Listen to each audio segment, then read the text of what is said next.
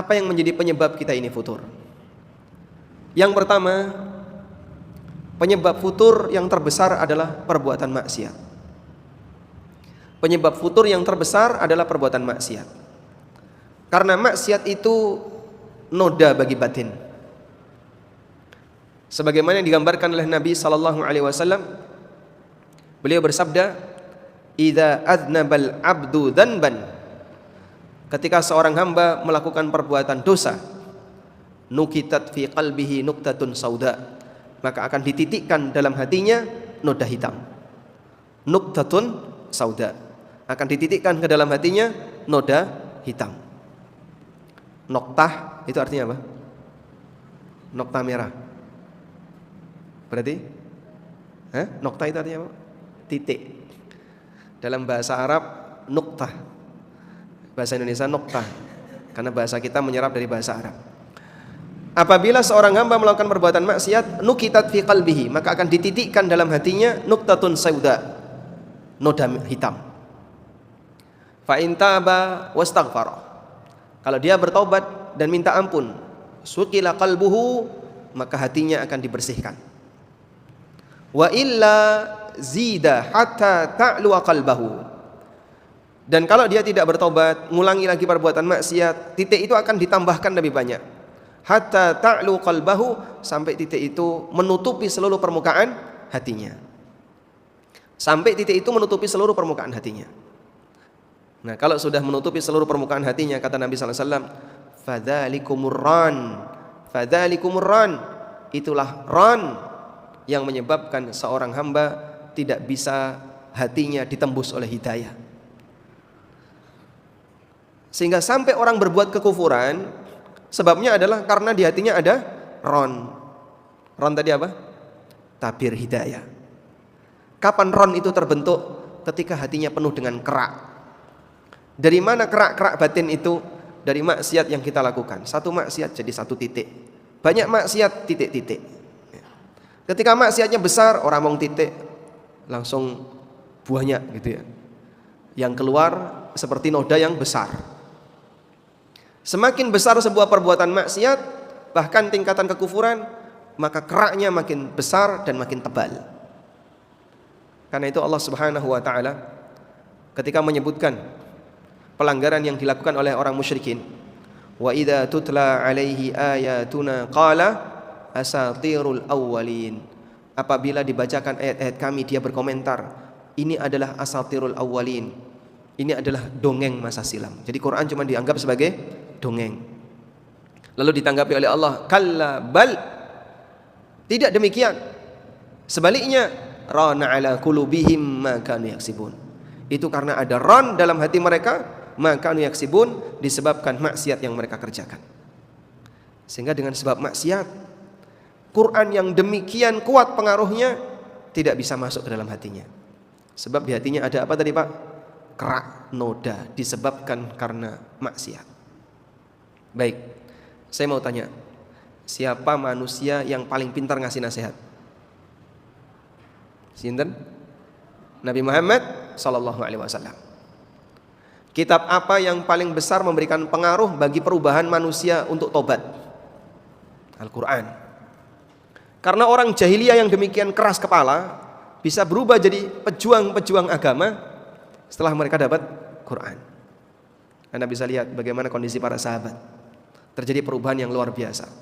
Yang sebelumnya mereka adalah orang-orang yang dulu banyak minum khamr, sebagian di antara mereka berzina, sebagian di antara mereka bahkan pernah membunuh orang lain, dan aneka perbuatan maksiat yang lainnya. Mereka keras kepala. Begitu mereka dapat hidayah Islam, jadi apa mereka?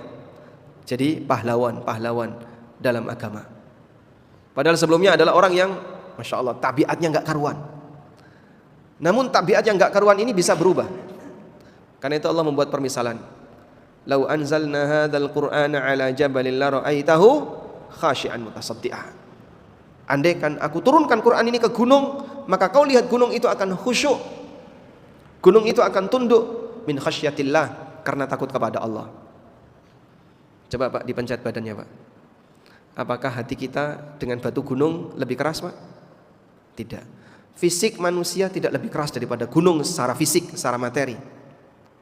Jika gunung ketika diberi Quran dia bisa tunduk, maka hati manusia seharusnya lebih mudah untuk ditembus hidayah Quran. Tapi nyatanya tidak demikian. Ada sebagian di antara orang yang hatinya tidak bisa ditembus oleh hidayah Quran. Lalu mereka bilang ketika Quran disampaikan, asatirul awwalin, ini cuma dongeng orang masa silam. Maka dibantah oleh Allah, kalla bal, tidak demikian.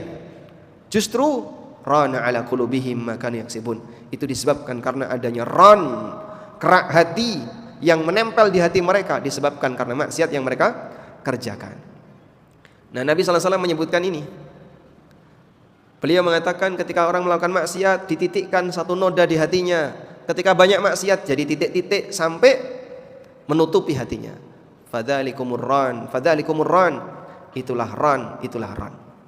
Nah, ini penyebab terbesar kenapa seorang hamba itu jadi gampang futur, malas ibadah, malas melakukan ketaatan. Sebabnya apa? Perbuatan dosa dan maksiat. Nah, sebab yang kedua, kenapa orang itu jadi futur? Terlalu banyak bergesekan dengan orang, bergesekan dengan masyarakat. Dalam arti dia terlalu sering berinteraksi. Baik, interaksi dengan makhluk itu menurunkan kualitas iman. Sedangkan interaksi dengan Khalik bisa meningkatkan kualitas iman. Sebab begini ya, ketika kita berinteraksi dengan makhluk pasti akan terjadi gesekan. Kalau sudah terjadi gesekan, jadinya apa? Panas. Panas inilah yang menimbulkan hati ini jadi lemah. Kadang nyelekit, ngomong karo koncone tiba-tiba kok loro hati. Kegawamu mulai sampai rumah itu masih dibawa. Terus cerita sama pasangannya, sama suaminya atau sama istrinya. Akhirnya bojone malu loro hati. Ketularan. Ikut sakit hati. Nah, ketika dia ikut sakit hati, podo panase, akhirnya marah padu suami istri. Terus ketika padu, efeknya ke anak. Engkau anaknya jadi stres, pendidikan anak jadi tidak bagus dan seterusnya. Efeknya banyak. Demikianlah realita ketika terjadi gesekan antara sesama hamba. Makanya Bapak Ibu, terkadang kita perlu belajar untuk pinter menjaga rahasia masalah. Sebenarnya saya punya masalah, tapi saya nggak mau cerita. Karena orang yang menerima cerita masalah saya itu cuma dua. Satu, teman dekat. Dua, orang yang benci sama saya. Kalau yang mendapatkan cerita masalah saya adalah teman dekat saya, orang yang senang sama saya, seperti pasangan, suami atau istri, atau anak, atau orang tua, maka saat saya cerita kepada beliau justru membebani pikiran beliau. Betul nggak? Betul kayak gitu Pak? Mohon maaf ya, kadang ada sebagian anak punya masalah keluarga, dia nggak mau cerita ke orang tuanya. Takutnya apa? Saya nggak pingin bapak saya kepikiran, saya nggak pingin ibu saya kepikiran. Karena anak sayang sama orang tuanya. Sehingga ketika anaknya ini sayang sama orang tuanya, maka si anak ini tidak ingin cerita masalahnya ke orang tuanya. Baik, maka ketika ada orang senang share masalah dia ke teman dekatnya, berarti itu menunjukkan dia nggak senang sama temannya. Gimana? Biar kamu ikut sedih seperti saya. Coba buat seperti ini dalam aktivitas kita, sehingga ketika Anda mau cerita, coba bayangkan di depan Anda ini yang menerima cerita ini siapa? Orang yang senang sama Anda ataukah orang yang benci sama Anda? Kalau yang menerima cerita adalah orang yang benci sama Anda, begitu dia menerima cerita, batinnya itu ngomong, syukur kapok kowe. Rasakno saiki kowe kaya ngene. Begitu ya? Sehingga dia akan berkomentar meskipun di dalam hati. Maka orang yang sedang menyampaikan masalah kepada orang lain akan menghadapi dua kondisi itu. Oleh karena itu jamaah, terkadang kita tidak harus cerita masalah kita kepada orang lain, tapi mengadulah kepada Allah. Allah ajarkan di surat Yusuf ketika Allah menceritakan tentang Nabi Yakub. Nabi Yakub itu sedih ketika kehilangan Yusuf dan kehilangan Benyamin, dua putra yang beliau cintai. Beliau mengatakan, innama ashku bathi wa huzni ilallah. Sesungguhnya aku mengadukan masalahku dan kesedihanku hanya kepada Allah.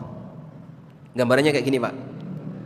Dikhianati orang lain dengan dikhianati keluarga, luwih lara sing pundi? Hah? Lebih sakit keluarga. Kenapa? Orang terdekat kita ketika berkhianat rasanya luwih sakit daripada orang jauh yang berkhianat. Sehingga kalau yang mengkhianati kita adalah pasangan hidup kita, suami kita atau istri kita, luwih lara ati timbangannya yang mengkhianati adalah Pak RT atau Pak RW atau Pak Lurah. Walaupun kita juga merasa sakit hati. Wah, ini Pak RT-nya berkhianat, tak titipi duit ora tekan gone misalnya. Misalnya, lara ati mboten? Lara hati. Tapi lebih sakit hati lagi ketika yang mengkhianati adalah keluarga kita. Apa yang bisa Anda bayangkan ketika Nabi Yakub dikhianati oleh anaknya sendiri? Maka beliau sangat sedih. Kehilangan anak yang dicintai disebabkan karena makar yang dilakukan oleh anaknya sendiri. Tapi beliau mengadukan kesedihan itu kepada Allah Ta'ala. Innama ashku bathi wa huzni ilallah. Sesungguhnya aku mengadukan kesedihanku hanya kepada Allah. Tayyib. Dan ketika seorang hamba mengadukan kesedihannya kepada Allah, muncul rasa tawakal. Dengan itu maka Allah akan memberikan solusi yang terbaik. Walaupun bisa jadi tidak seketika, karena Allah ingin melihat sejauh mana kesabaran hamba ini dalam menerima ujian. Dengan adanya ujian, jangan bisa berdoa lebih khusyuk. Dengan adanya ujian, kita bisa nangis di hadapan Allah dan seterusnya. Kembali ke sini. Tadi apa? Dengan terlalu sering gesekan sama orang, maka kita jadinya turun kualitas iman. Ada sebuah ungkapan, jenengan boleh tulis ungkapan ini. Ini bukan hadis ya, tapi ungkapan yang disampaikan oleh para ulama. Dzikrul makhluqi da'un wa dzikrul khaliqi dawa'uhu. Saya ulang. Dzikrul makhluqi da'un wa dzikrul khaliqi dawa'uhu. Sering menyebut makhluk itu sumber penyakit. Sering menyebut makhluk itu sumber penyakit. Wa dzikrul khaliqi dawa'uhu, dan zikir menyebut khalik itu adalah obatnya. Zikir menyebut khalik maksudnya pripun? Bermunajat kepada Allah, membaca Al-Quran, berzikir dan seterusnya. Sering menyebut makhluk itu penyakit, dan menyebut khalik itu obatnya. Baik. Karena itu jamaah, gesekan dengan orang silahkan, tapi jangan terlalu dominan. Ada model orang yang senengannya kumpul, nek gak kumpul lara weteng misalnya. Kalau nggak kumpul sirai ngeluh, sehingga arisan Senin arisan, Selasa arisan, Rebo kumpulan, Kemis dasawisma, Jumat makan-makan, Sabtu Senin pengajian. Alhamdulillah, Masya Allah. Selalu kumpul terus. Nah, nek kumpul ngobrol, kadang mohon maaf, ada sebagian orang yang merasa kesepian. Merasa kesepian, dolang ning gone koncone. Gak mulai-mulai, Pak. Dari pagi sampai sore gak mulai. Ya mbuh masak-masak, ya mbuh ngene, ya mbuh ngene, Masya Allah. Kalau budaya sebagian masyarakat kan berbeda-beda ya. Saya lihat budaya Jogja itu pintu tertutup. Budaya di sini pintu rumah itu tertutup. Budaya di Lamongan, di tempat saya, di Paciran, pintu itu selalu terbuka. Ditutup hanya kalau nggak ada orang. Kalau ada orang selalu terbuka. Jadi kalau saya di sana, pintu tak tutup itu ya di sana nih. Kok ditutup dong? Wong ning jero kok ditutup? Jadi pintu ditutup dalam posisi normal itu nggak boleh, karena budayanya pintu dibuka. Dari saya kecil sampai sekarang juga masih seperti itu. Sehingga kalau pintu ditutup, nah itu pertanda orangnya nggak ada. Nah karena tradisinya pintu dibuka, maka tonggone melbu omahe tonggone bludas-bludus. Ya mau nyeluk, terus mlebu udah buka kulkas ya. Enggak sampai buka kulkas ya. Wis paling mlebu lungguh udah. Terus ngobrol ngalor ngidul udah. Umumnya seperti itu. Tanggane golek kanca tanggane karo petan ya. Terus grenengi tanggane liyane. Seperti itu. Karena bagi dia nek dhewean ning omah kok ngelangut kesepian, lunga ning omahe tanggane terus ngobrol lama. Nah, nanti kurang lebih 2 jam baru pulang. Demikianlah contoh orang yang terlalu sering berinteraksi, dia merasa kesepian kalau nggak kumpul sama teman. Namun dalam Islam justru seperti ini kalau bisa dikurangi. Kita butuh me time. Me time-nya untuk apa? Untuk zikir, untuk baca Quran, untuk ibadah. Terlalu sering berinteraksi seperti ini, Anda kekurangan waktu pribadi. Saat kekurangan waktu pribadi, akhirnya kesempatan baca Qurannya nggak ada, kesempatan untuk belajar jadi kurang, kesempatan untuk zikirnya jadi hilang. Akhirnya ibadahnya jadi turun. Karena terlalu banyak kumpul sama orang. Apalagi kalau sudah punya komunitas. Isinya cuman kalau nggak shopping, healing, mancing, camping. Isinya cuma itu aja, Pak. Mohon maaf ya, ada beberapa komunitas pengajian. Pengajiannya lho Pak sejam. Lebih dari sejam ustadznya diingatkan. Mohon maaf Pak Ustadz, waktu sudah habis. Tapi selesai kajian, orang langsung bubar. Ngapain? Hari ini kita kemana? Hari ini kita kemana? Terus iuran, makan-makan di sini. Nanti gantian makan-makan di sini, gantian traktir. Jenengan nggih ngoten niku? Hah? Mboten salah napa pripun? Mboten benten. Baik. Jadinya disebabkan dia terlalu sering gesekan dengan orang, kumpul-kumpul dengan orang, me time-nya kurang. Me time itu apa sih, Pak? Kadang kan ada sebagian ibu-ibu yang bilang, saya butuh me time.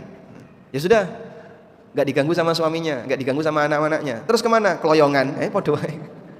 Katanya me time, tapi malah kemana gitu, terus jalan-jalan sama temennya. Ini bukan me time. Kamu cuman beralih saja dari yang sebelumnya bersama suami, sekarang bersama teman. Suaminya juga gitu. Saya butuh me time. Dari yang sebelumnya sama istrinya pindah ke teman-temannya. Sama saja. Me time itu ketika Anda bermunajat, itulah me time. Waktu pribadi. Lalu Anda bersama Sang Pencipta, baca Quran, berzikir, fokus untuk ibadah, itulah me time. Nah, Nabi SAW mensuasanakan ini saat iktikaf. Makanya ketika beliau iktikaf, beliau masuk ke mana? Masuk ke mana? Ke tenda di dalam masjid. Jadi di masjid itu dikasih tabir. Dikasih tabir banyak sekali. Sehingga beliau begitu selesai sholat jamaah, beliau masuk ke dalam bilik itu, tabir itu, dan tidak berinteraksi dengan siapapun. Gak ada tanya jawab, gak ada tausiah, gak ada pengajian, fokus ibadah. Khusus kapan? Ketika iktikaf. Sebab selama 11 bulan isinya berinteraksi dengan orang, bergesekan dengan orang. Maka di Ramadan 10 terakhir difokuskan untuk itu. Inilah yang bisa membuat hati seorang hamba imannya bertambah. Tapi kalau terlalu banyak gesekan, kadang cekakaan, guyonan dan seterusnya, ya memang seneng Pak. Cuman jadinya apa? Imannya turun. Saat pandemi kemarin Pak, orang kerasa bosan nggak Pak? Suasana pandemi kemarin, komentar bosan banyak nggak? Bosan di rumah terus, nggak boleh keluar, mau jalan-jalan nggak boleh, semuanya pada ditutup. Sehingga dia merasa bosan ketika bertahan di rumahnya. Ketemu temannya nggak mau ditemui karena takut ketularan. Akhirnya semuanya social distancing, terus membatasi diri. Itu bosan orang. Itu bukti bahasanya manusia punya kecenderungan sering kumpul sama orang lain. Tapi justru itu bisa melemahkan iman. Baik. Ada seorang ulama ahli hadis namanya Abdullah bin Mubarak. Beliau itu jarang keluar rumah. Keluar rumah ya nek pas sholat jamaah, atau pas ngisi pengajian, atau pas ada kebutuhan baru keluar rumah. Maka ditanya sama tetangganya, sama teman-temannya, ala tastauhish, napa jenengan nggak kesepian? Kok bendina mong ning jero omah ora tau metu? Apa nggak kesepian? Lalu jawab Abdullah bin Mubarak, wa kaifa astauhish wa ana ma ashabin Nabi sallallahu alaihi wasallam. Bagaimana saya merasa kesepian sementara aku ditemani oleh para sahabat Nabi sallallahu alaihi wasallam? Kok bisa, Pak? Padahal Abdullah bin Mubarak hidup jauh setelah zaman Nabi, tidak pernah ketemu dengan para sahabat Nabi sallallahu alaihi wasallam. Beliau generasi tabi'in, hidup di abad kedua Hijriah, sekitar tahun 100-an ke atas. Tapi kenapa beliau bisa mengatakan, aku tidak kesepian karena aku ditemani oleh para sahabat Nabi sallallahu alaihi wasallam? Maksudnya adalah karena ketika beliau di dalam rumah, beliau baca hadis. Saat beliau baca hadis dari Abu Hurairah, dari Jabir bin Abdullah, dari Ibnu Umar, dari Aisyah, dari Anas bin Malik, Abu Sa'id Al-Khudri, itu seolah-olah beliau sedang ditemani oleh banyak sahabat. Itulah kehidupan ulama. Sehingga bagi ulama, sendirian itu justru hobi mereka. Dan mereka butuh banyak waktu me time, sehingga dengan itu mereka bisa banyak mengkaji ilmu. Masya Allah. Coba kita buat diri kita seperti itu, ya. Jadi bapak-bapak, ibu-ibu, me time-nya dengan belajar membaca buku. Anda tidak akan merasa kesepian. Kenapa? Saya ditemani dengan banyak tokoh sejarah di buku yang saya baca. Masya Allah. Seolah-olah kita menyelami. Saya seperti di depan saya itu ada penasihat. Saya baca bukunya Ibnu Qayyim, Pak. Di depan saya itu seperti ada Ibnu Qayyim yang sedang bicara sama saya. Di depan saya seperti ada Ibnu Taimiyah. Di depan saya seperti ada An-Nawawi. Di depan saya seperti ada sahabat, ada ini. Jadi dia belajar itu seperti merasakan sedang dapat nasihat dari penulis yang mengarang buku itu. Kalau bisa demikian, kita insya Allah bisa menikmati kesendirian bersama buku dan ilmu. Ini bisa lebih menjaga stabilitas iman. Tapi kalau senengannya dolan, ya, kumpul, ayo rujaan, barujaan ganti satenan. Terus ganti apa lagi? Isinya cuman masak-masak sambil keliling di tempat yang lain. Baik, itu bisa berbahaya. Yang ketiga, yang menjadi penyebab futurnya seorang hamba adalah ketika dia terlalu banyak menyia-nyiakan waktunya untuk hal yang tidak bermanfaat. Semangat itu jadi turun gara-gara sering nyekrol, scroll gitu kan. Itu jadinya Arab mau Quran ras itu situ. A'udzubillahi minasyaitonirrajim. Sopi. Terus buka. Baru baca ta'awud. Terus ada notifikasi. Ceding. Terus buka ke situ. Nah, kalau sudah buka ke situ terus gimana, Pak? Scroll terus. Wih, ini kok barangnya apik, murah. Masukkan keranjang belanja. Scroll lagi. Apik, murah ya. Masukkan keranjang belanja lagi. Terus kayak gitu ya. Sampai akhirnya ngantuk. Arab maca Quran ras itu terus merem. Nggih, seperti itu rata-rata. Sehingga scroll itulah yang bisa menyebabkan semangat kita yang tadinya punya rencana mau baca Quran jadi hilang. Scroll malah jadi hilang semangatnya untuk berbuat baik. Dan banyak orang yang punya rencana berbuat baik jadi tertunda disebabkan karena membuang-buang waktu untuk hal yang sia-sia. Orang dulu ketika punya rencana, sesuk aku arep apa? Iso-iso wis gasik ya. Pagi-pagi dia sudah langsung menyiapkan berangkat ning sawah, boning. Jadi tidak tertunda. Waktu mereka lebih efisien. Itu orang dulu sebelum ada HP. Orang sekarang ketika punya rencana, nyantai dulu, nyekrol dulu, mepet-mepet waktu baru berangkat. Akhirnya kadang telat. Nah, hal yang sia-sia ini yang bisa menyebabkan seorang hamba jadi lemah dan untuk beramal. Karena itu Nabi SAW mengatakan, badiru bil a'malis salihati fitanan ka qita'il lailil mudlima. Bersegeralah untuk mewujudkan amal saleh. Jangan ditunda-tunda. Fitanan karena karena nanti akan ada banyak fitnah, ada banyak ujian. Ka qita'il lailil mudlima, seperti sepotong malam yang gelap. seperti sepotong malam yang gelap. Sehingga Rasulullah SAW ingatkan, bersegeralah untuk melakukan amal sebelum muncul banyak halangan. Yang halangan itu ibarat seperti sepotong malam yang gelap. Nanti jadi membuat kita gak tahu arah. Aku mau harap apa ya? Akhirnya ras itu. Saya tadi mau ngapain ya? Terus enggak jadi. Padahal dia sebenarnya sudah punya rencana untuk melakukan amal A, amal B, amal C. Tapi karena ditunda-tunda, engko se, akhirnya ora sida. Ketika nanti akhirnya apa? Enggak jadi. Disebabkan karena dia terlalu menunda amal. Karena itu ketika orang punya keinginan untuk berbuat ketaatan, segera lakukan. Sebab nanti itu lebih berat daripada sekarang. Dan ketika sudah ada semangat, segera kerjakan. Karena menunda akan ada banyak rintangan di hadapan. Nah, selanjutnya yang keberapa? Keempat. Sebab kenapa orang jadi futur adalah terlalu bangga dengan kelebihan dunia. Terlalu bangga dengan kelebihan duniawi.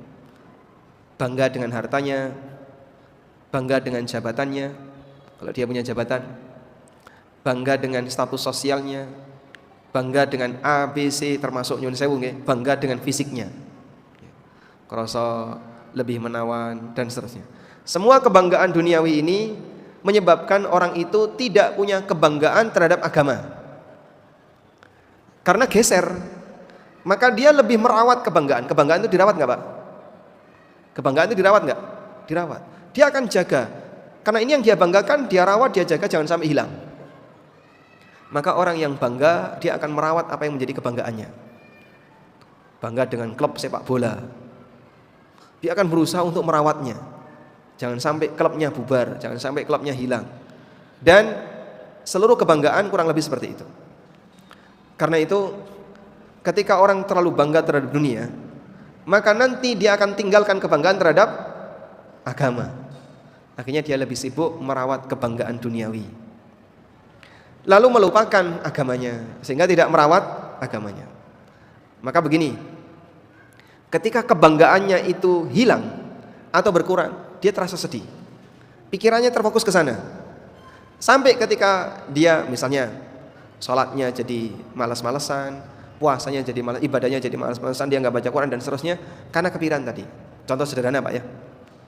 Wong niku nek seneng karo sapi, duwe sapi bar manak, pedete lanang.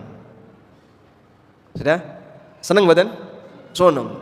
Saking senenge esuk-esuk wis tangi. Jam 2 tangi, nilii pedete. Wah, sehat. Terus balik turu meneh. Jam 3 tangi, nilii. Oh, ora apa-apa, ora dicolong wong. Balik turu meneh. Subuh dia berangkat ke masjid, selesai sholat cepat-cepat mulai. Kenapa? Pengen segera ngombor sapinya. Langsung disiap godokno banyu. Godoknya jarang lah. Kemudian disiapkan air minuman sapi. Teh apa kopi?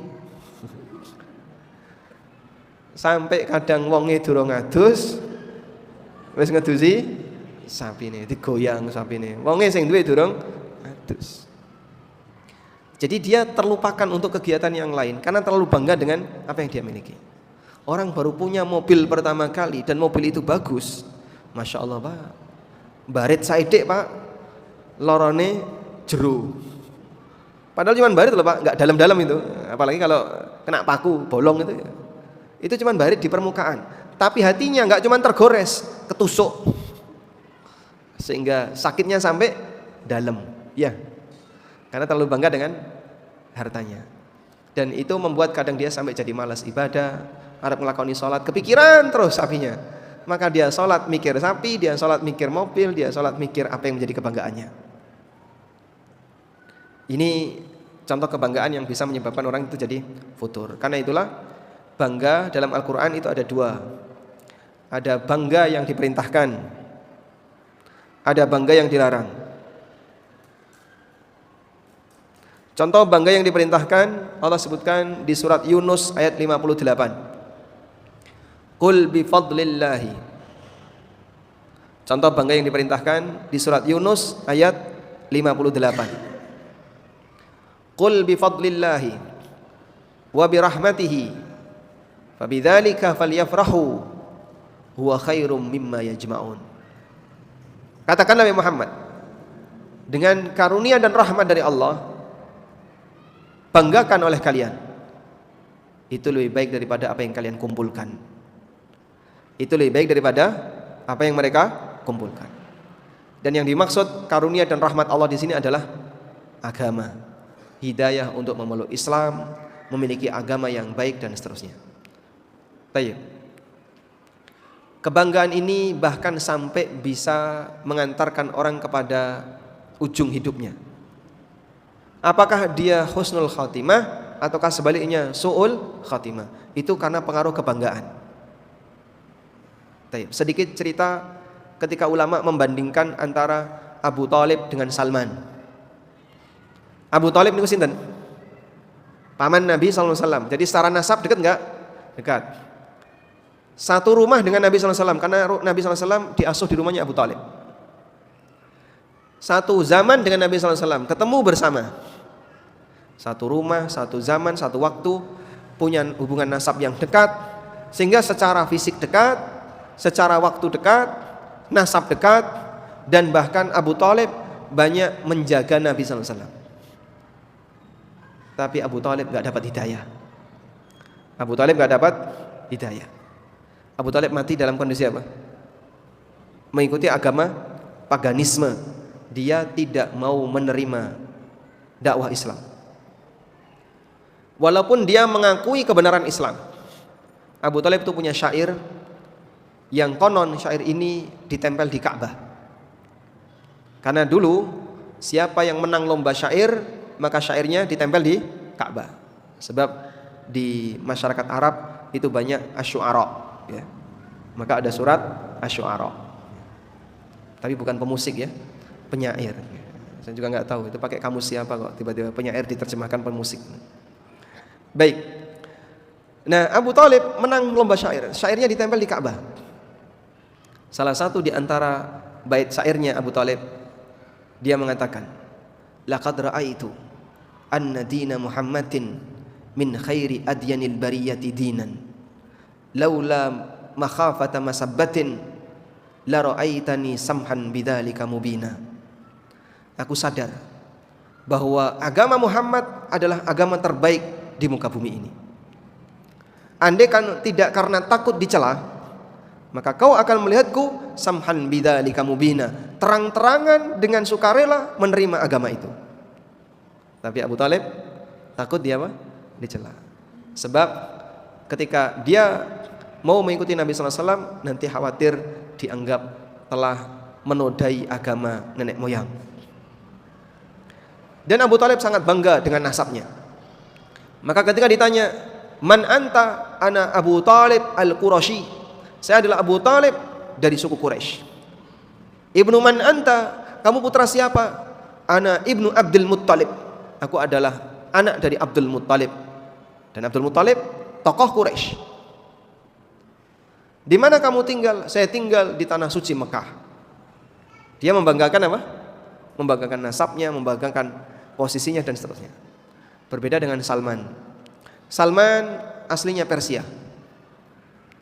Tidak punya hubungan nasab dengan Nabi SAW. Secara posisi jauh, nasabnya nggak ada hubungannya. Bahkan mungkin sangat jauh sekali. Dan Salman dulu tidak ketemu Rasulullah SAW awal-awal sebelum jadi sahabat.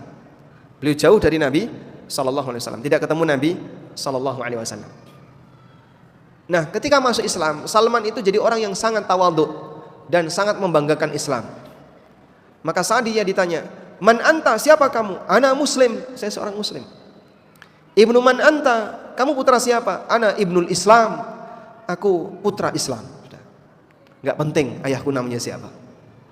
Yang penting saya adalah seorang Muslim. Maka Allah kasih hidayah Salman dan Allah tidak kasih hidayah Abu Thalib. Sehingga kebanggaan terhadap sesuatu itu bisa menyebabkan seorang hamba dijauhkan dari hidayah. Karena kebanggaan itu menyita kebanggaan terhadap agama. Sehingga dengan demikian Allah Subhanahu wa taala tidak memberikan hidayah baginya.